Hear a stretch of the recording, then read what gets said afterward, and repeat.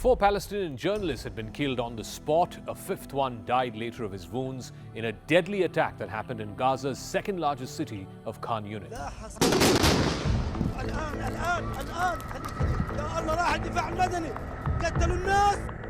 At least 15 more people were killed, including members of the medical staff, rescue workers and patients, the data of which was given out by the Gazan Health Ministry.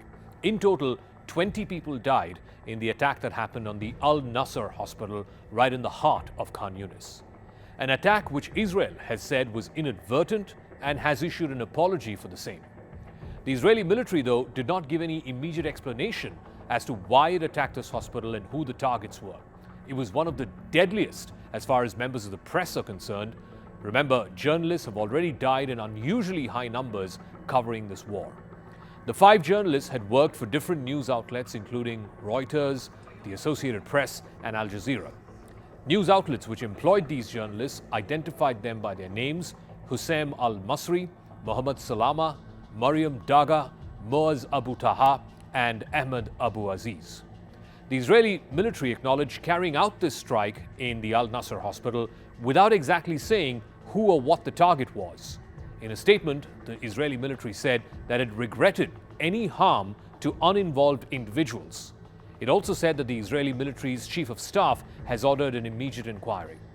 The office of the Prime Minister, Benjamin Netanyahu, who generally refrains from commenting on civilian deaths or says that civilian deaths are simply an inevitable and unavoidable part of war, he put out a statement suggesting that the killings at the Nasser hospital were the result of a military blunder.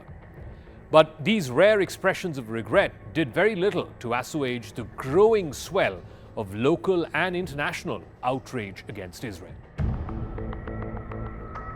Even before Monday and the attack that happened at the Nasser hospital, the war in Gaza between Israel and Hamas has been one of the deadliest conflicts for journalists.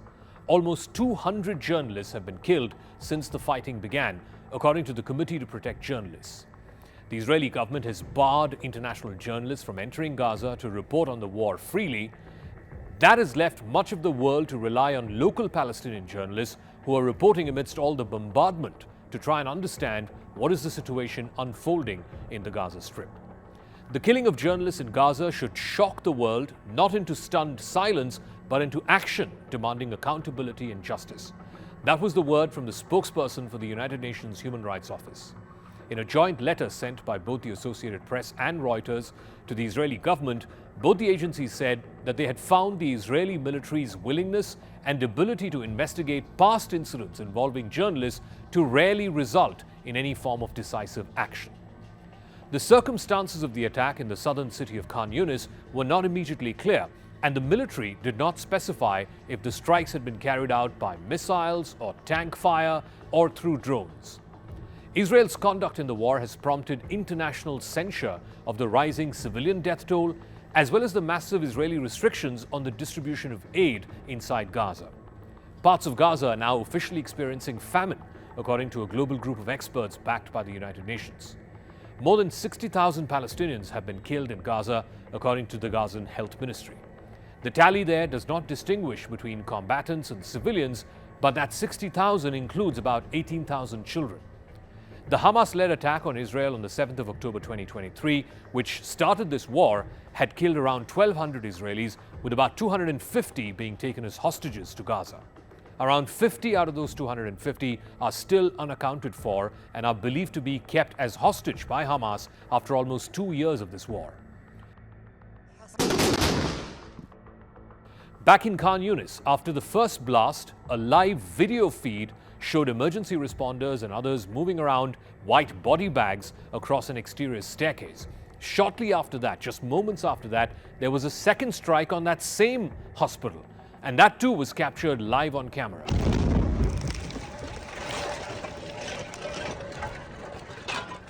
Another graphic video which was shared on social media, it shows about a dozen bodies covered in dust and blood piled along a staircase inside the hospital premises.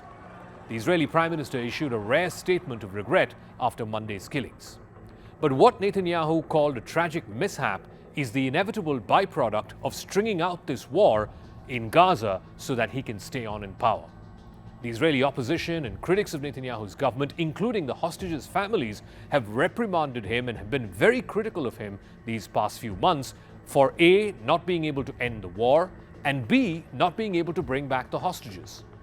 But for Netanyahu to continue to stay on in power, he needs the support of the far-right parties and far-right ministers, the likes of Bezalel Smotrich and Itamar Ben-Gvir, both of whom are engaged in an effort to flood the West Bank with as many Jewish settlers as they possibly can. The idea there being it will prevent the roots of any Palestinian state from emerging in the West Bank.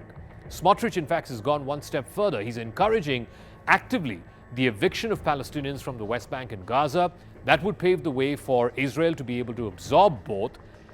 The aim is very clear that there is not going to be any question of a two-state solution. But here's the problem. Israel has already devastated Hamas as a military force. It has killed virtually all of Hamas's top commanders, from Yahya Sinwar to Mohammed Deif.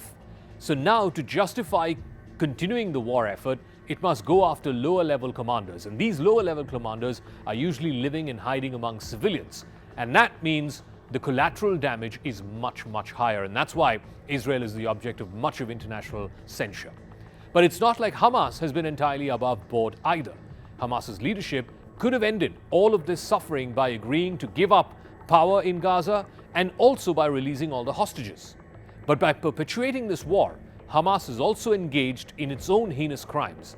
It has murdered Israeli hostages. It has killed its own people in Gaza, thousands of them, in order to cling on to power.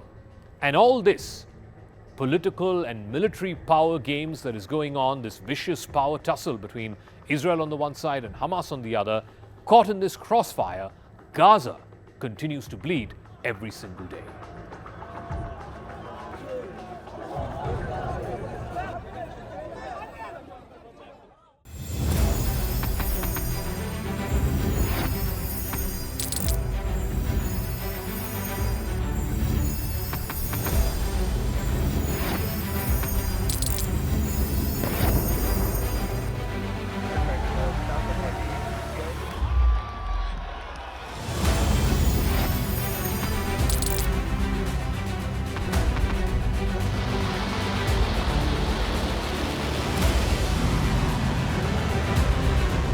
Been fighting so long and so hard that they don't know what the they're doing.